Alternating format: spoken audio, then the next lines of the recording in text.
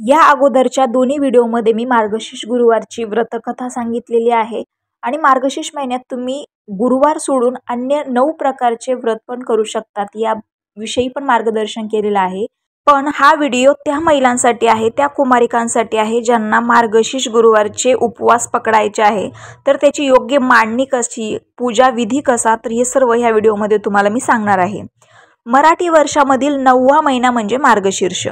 मार्गशीर्षातील प्रत्येक गुरुवार हा सवाष्ण महिलांसाठी विशेष असतो। या दिवशी वैभव लक्ष्मी किंवा महालक्ष्मीचे व्रत करून कुटुंबाला समाधान, शांती, ऐश्वर्य मिळावे अशी प्रार्थना केली जाते।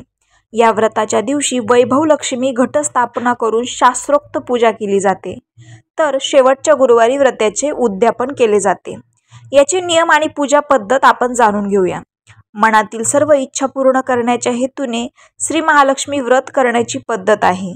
या व्रताची सुरुवात मार्गशीर्ष मासातील पहिल्या गुरुवारी होते आणि शेवटच्या गुरुवारी उद्यापन केलं जातं। परंतु जर कोणत्याही कारणास्तव मार्गशीर्ष मासी व्रत करण्यास जमले नाही तर संपूर्ण श्रद्धेपूर्वक कोणत्याही महिन्याच्या पहिल्या गुरुवारपासून सुरू करावे व व्रताची सांगता मात्र मार्गशीर्ष मासाच्या शेवटच्या गुरुवारीच करावी। व्रताचे उद्यापन करावयाच्या दिवशी 7 सुवासिनी किंवा 7 कुमारिकांना घरी बोलावून त्यांच्यात महालक्ष्मी स्वरूप जाणून त्यांना हळदी कुंकू लावावे, मनोभावे नमस्कार करावा। नंतर पूजा, आरती, कहाणी करून प्रसाद म्हणून फळ व महालक्ष्मी व्रतकथा पोथीची एक प्रत प्रत्येकीला द्यावी।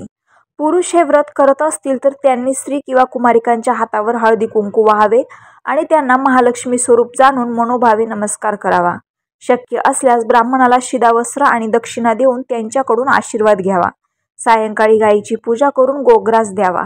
व्रत करणाऱ्या जातकाने मनाने आनंदी व शरीराने शुद्ध असणे आवश्यक आहे। गुरुवारी व्रत करताना चित्त शांत व आनंदी वृत्ती असावी। सर्वांशी प्रेमाने वागावे, तसेच प्रसन्न राहावे। काही कारणामुळे गुरुवारी पूजा, आरती, कहाणी करणे शक्य नसेल तर दुसऱ्याकडून करवून घ्यावी। उपवास मात्र स्वतःच करावा। व्रताच्या दिवशी दिवसभर उपवास करावा व संध्याकाळी पूजा, आरती, कहाणी झाल्यावर श्री महालक्ष्मी देवीला नैवेद्य दाखवावे। नंतर कुटुंबियासमवेत मिष्टान्न भोजन करावे। व्रतामध्ये फळे, दूध वगैरे घ्यावे, निराहार राहू नये। आता बघूयात पूजा पद्धत। घरातील पूजेची जागा स्वच्छ करून रांगोळीने स्वस्तिक काढून त्यावर पाट किंवा चौरंग मांडावा। सभोवती रांगोळी काढावी व मध्यभागी थोडे तांदूळ किंवा गहू वर्तुळाकार पसरून त्यावर हळद कुंकू वाहावे। एक तांब्याचा कलश स्वच्छ करून कलशाच्या बाहेरच्या बाजूंना हळदी कुंकवाची 5 बोटे ओढावी। कलशात पाणी भरून 1 नाणं, 1 सुपारी व थोड्या दुर्वा घालाव्यात। तोंडावर 5 तरेच्या झाडांच्या 5 डहाळ्या किंवा नसेल तर आंब्याच्या झाडांची 5 पाने रचून त्यावर नारळ, शेंडी वर करून ठेवावे। तांब्याला चौरंग पाटावर पसरलेल्या तांदळाच्या किंवा गव्हाच्या वर्तुळावर मधोमध ठेवावं।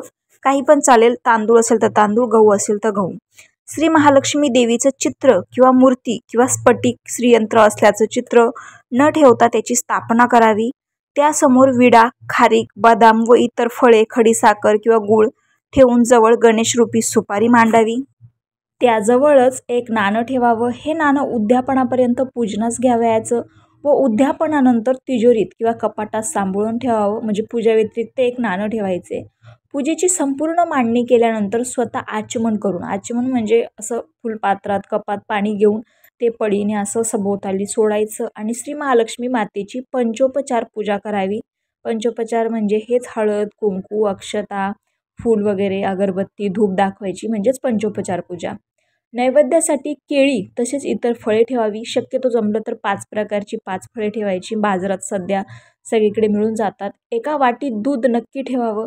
श्री महालक्ष्मी व्रताची कथा भक्तिभावाने वाचावी किंवा श्रवण करावी।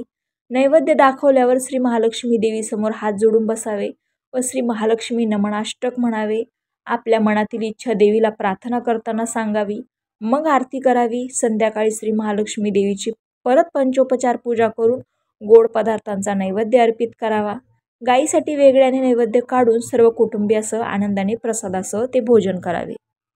आता कोणत्याही गुरुवारच्या दुसऱ्या दिवशी म्हणजे शुक्रवारी सकाळी स्नान केल्यावर तांब्यातील डहाळे घरात निरनिराळ्या 5 ठिकाणी ठेवून तांब्यातील पाणी नदी, विहीर, तलाव किंवा तुळशी वृंदावनात ओतावे। त्यानंतर पूजा केलेल्या ठिकाणी हळद कुंकू वाहून श्री महालक्ष्मी देवीचे स्मरण करून नमस्कार करावा। पुन्हा पुढच्या गुरुवारी पण तेच प्रक्रिया करायची आहे.